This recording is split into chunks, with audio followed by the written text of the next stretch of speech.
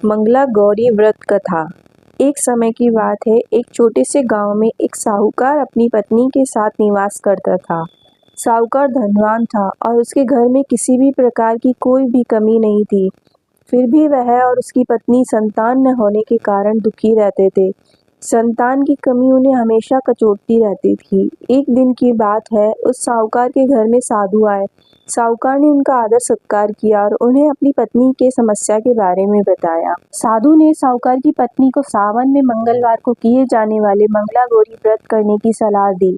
साथ में पूजा विधि के बारे में भी संपूर्ण जानकारी दी। इसके बाद साहूकार की पत्नी ने सावन माह के पहले मंगलवार से ही गौरी मंगला का पूजन व्रत रखना शुरू कर दिया। अब वह हर मंगलवार को विधि पूर्वक व्रत और पूजा पाठ करने लगी। इस प्रकार कई महीनों तक उसने यह व्रत किया। एक दिन उसकी धर्मनिष्ठा से प्रसन्न होकर माता पार्वती ने भगवान शिव से साहूकार और उसकी पत्नी को संतान प्राप्ति का वरदान देने के लिए कहा। साहूकार को उस रात स्वप्न में एक दिव्य शक्ति ने दर्शन देकर कहा कि एक आम के पेड़ के नीचे भगवान गणेश की मूर्ति विराजमान है। तुम उस पेड़ से आम तोड़कर अपनी पत्नी को खिला देना, इससे तुम्हें संतान की प्राप्ति का सुख मिलेगा। साहूकार ने अगले दिन सुबह उठकर अपनी पत्नी को इस सपने के बारे में बताया और वह उस आम के पेड़ को ढूंढने निकल पड़ा। काफी समय तक ढूंढने के बाद आखिरकार साहूकार को वह आम का पेड़ मिला जहां भगवान गणेश की मूर्ति विराजमान थी। उसने आम तोड़ने के लिए उस पेड़ पर पत्थर मारना शुरू कर दिया। पत्थर फेंकने से एक आम तो टूटकर नीचे गिर गया, लेकिन गलती से एक पत्थर जाकर भगवान गणेश की प्रतिमा को लग गया। इससे भगवान गणेश क्रोधित हो गए और उन्होंने प्रकट होकर उस साहूकार को श्राप देते हुए कहा कि हे स्वार्थी मनुष्य, तूने अपने स्वार्थ के कारण मुझे चोट पहुंचाई है। तुझे माँ पार्वती की कृपा से संतान की प्राप्ति तो होगी, लेकिन उसकी मृत्यु 21 वर्ष की आयु में ही हो जाएगी। यह सुनकर साहूकार बहुत घबरा गया और वह वापस घर चला गया। उसने वह फल अपनी पत्नी को खिला दिया और किसी को भी इस घटना के बारे में नहीं बताया। कुछ समय पश्चात भगवान शिव और माता पार्वती के आशीर्वाद से साहूकार और उसकी पत्नी को पुत्र की प्राप्ति हुई। इससे उन दोनों के जीवन में खुशी का ठिकाना ना रहा, लेकिन साथ ही साहूकार इस बात से भी चिंतित था कि उसका पुत्र अल्पायु होगा।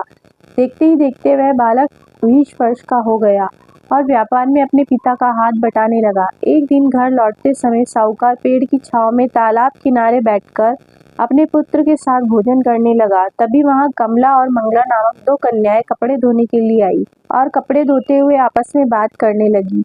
कमला ने मंगला से कहा कि मैंने इस सावन मास में प्रत्येक मंगलवार को मंगला गौरी व्रत रखने का निश्चय किया है।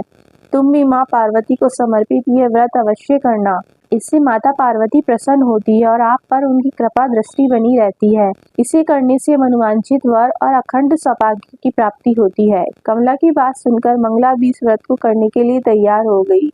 दूसरी ओर साहूकार ने दोनों कन्याओं के बीच ये पूरा संवाद सुन लिया और उसने अपने मन में ये सोचा कि ये कन्या मंगला गौरी का व्रत करती है, इससे इसे अखंड सौभाग्य की प्राप्ति होगी। ये मेरे पुत्र के लिए एक योग्य वधू साबित होगी। ऐसा सोचकर वह उन दोनों के विवाह का प्रस्ताव कन्या के पिता के पास लेकर गया।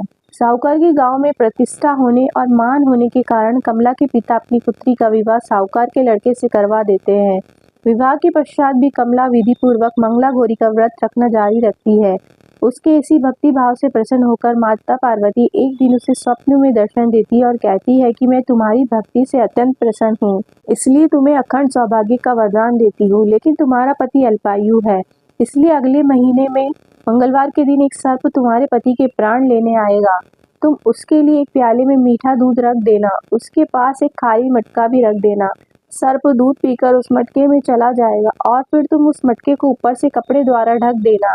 अगले मंगलवार को कमला ने माता पार्वती की बात मानकर एक प्याले में मीठा दूध रख दिया और पास में एक मटकी भी रख दी।